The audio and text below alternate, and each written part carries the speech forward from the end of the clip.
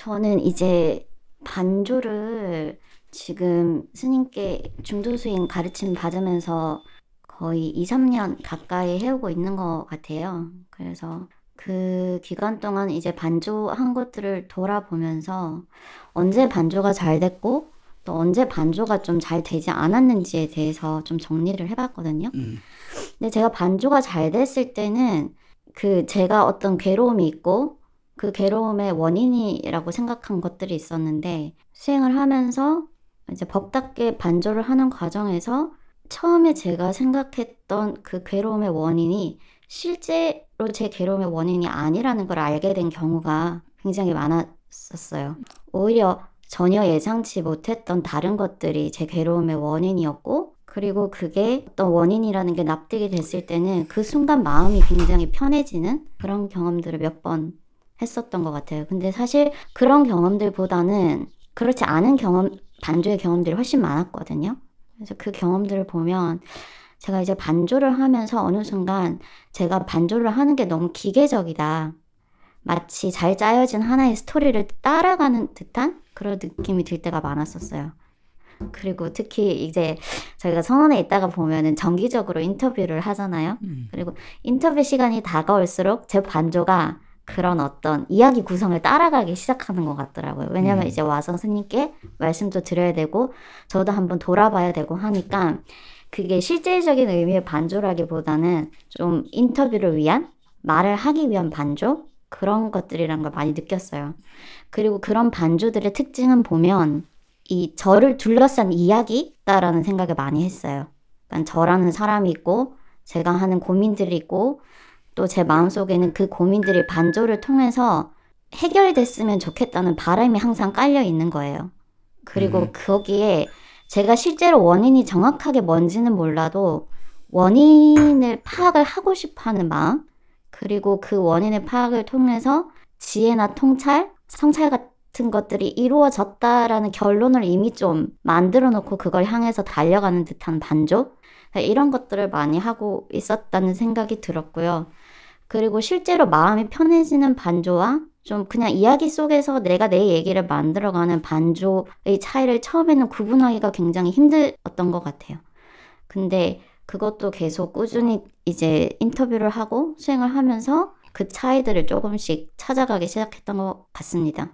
근데 제가 그 중에서 이런 좀 반조인 것 같지만 실질적인 반조가 아닌 그런 것들을 하면서 느낀 게 이 반조가 어떻게 보면 저 자신에 대한 자만이나 존재감 이런 것들을 좀 더 공고히 하는 그런 방법으로서 좀 많이 저도 모르게 사용을 많이 했던 것 같아요.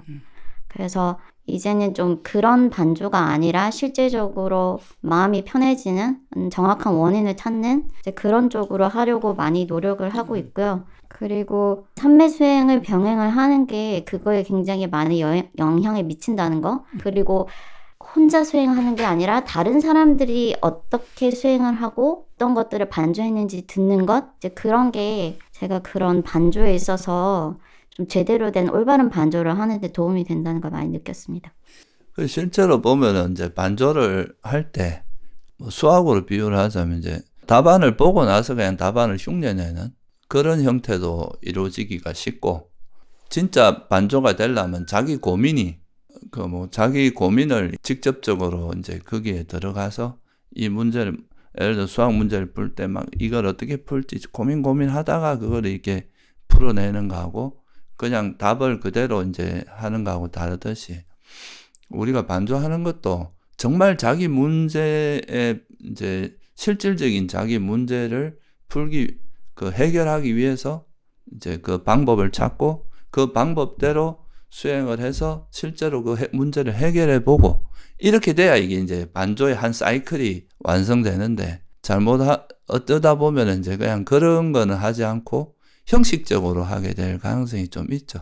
아까 질문자 이야기했듯이 반조도 그러고 이제 반조의 방향도 되게 법답게 정확하게 하는 것도 중요하고, 또 그거를 이제 자기가 진짜 그런 이제 간절하게 자기 문제를 해결하기 위해서 그 방법을 정확히 실제로 애를 쓰고 그 문제를 해결하기 위해서 하는 게 아니라 그냥 약간은 논리적으로 이렇게 구성을 해서 이제 이렇게 하면 이렇게 된다. 이렇게 이제 하다 보면 그게 약간 이제 자기 지적 욕구도 채워지고 이런 게 오히려 이제 수행에서는 좀 자만이 커지고 이렇게 될 가능성이 있죠. 그런 거는 아주 정확하게 본 것 같아요. 그러니까 초창기에는 내가 이제 이런 반조 이야기를 할 때 이제 반조에 대해서 사람들이 대체로 잘 어려워하고 그게 뭐가 어떻게 하는지도 잘 모르고 이랬었는데 요즘은 이제 여기에 대한 이제 많은 그 이야기도 나오고 뭐 여러 가지 방향으로 이제 많이 이야기도 되고 사람들도 이제 그거에 대해서 실제로 자기 문제에 적용하면서 이제 풀어내는 그런 과정들이 있다 보니까 요즘은 그래도 좀 되게 상당히 많이 이해도가 높아져서 반조가 이제 어떻게 하는 건지를 감을 잡은 사람들이 많이 늘어나는 것 같아.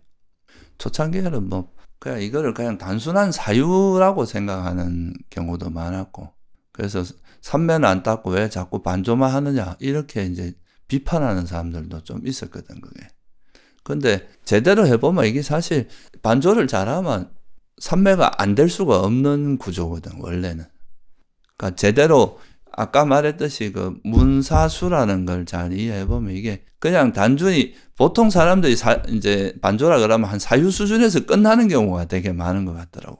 그것도 이제 약간 기계적으로 한다거나 이렇게 되는데 실제 자기가 가지고 당면한 그 고질적인 번뇌를 해결하기 위해서 막 깊이 이래저래 이제 추구해보고 거기서 법 따라 어떤 문제에서 내가 막혀 있는지 이거를 발견하면은 문제가 해결이 안 되기가 어려워.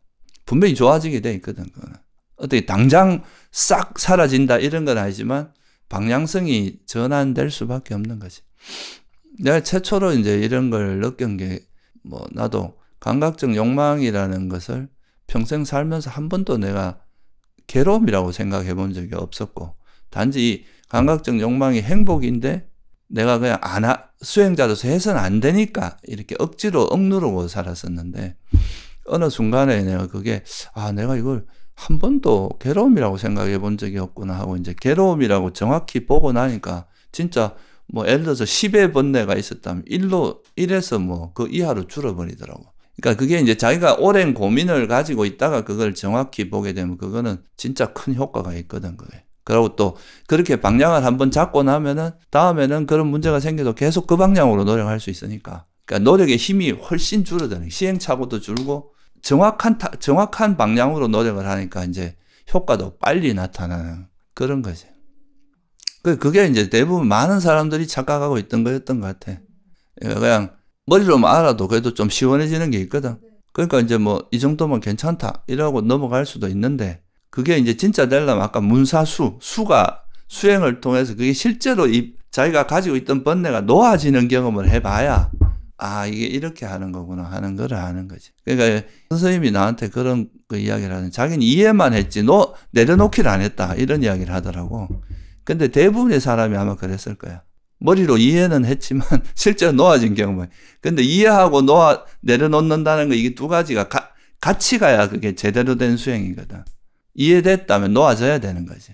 아직까지 이해가 덜 된 거야. 그러니까 그거는. 반조를 사람들이 이해하는데 한 몇 년이 걸리는 것 같아.